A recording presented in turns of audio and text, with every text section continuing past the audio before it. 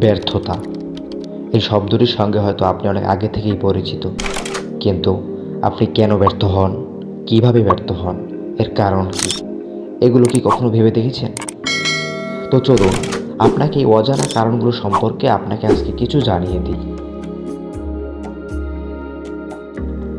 প্রথমে আপনাকে জানতে হবে যে জীবনে সফল হতে চাইলে আপনাকে কয়েকটি জিনিস সম্পর্কে ধারণা থাকতে হবে। তো আপনি সফল হতে গেলে আপনাকে কয়েকটি জিনিস সম্পর্কে স্পষ্ট ধারণা থাকতে হবে, যা আপনার পুরো কোয়ালিটি চেঞ্জ করে দেবে।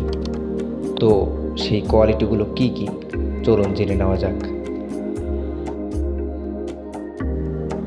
নাম্বার 1, পরিকল্পনার অভাব। যে কোনো কাজের আগে আপনি যদি একটা পরিকল্পনা না থাকে আপনার, তাহলে আপনার লক্ষ্য স্পষ্ট থাকবে না। আর আপনার লক্ষ্য যদি স্পষ্ট না থাকে, তাহলে আপনি আপনার গন্তব্যে পৌঁছাইতে পারবেন না। এই ক্ষেত্রে আপনার জীবনের যে কোনো কাজের ক্ষেত্রে ছোট্ট একটি পরিকল্পনা থাকা আবশ্যক,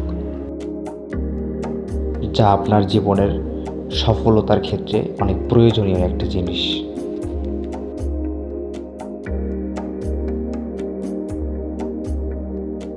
নাম্বার 2, আত্মবিশ্বাসের অভাব।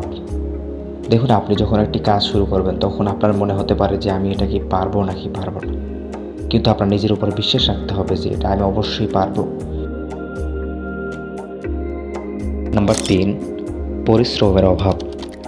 সবশেষে আপনি যদি পরিশ্রমী না হন, তাহলে আপনার জীবনে যে কতবার ব্যর্থতা আসবে তা আপনি পরিসংখ্যান করেও শেষ করতে পারবেন না।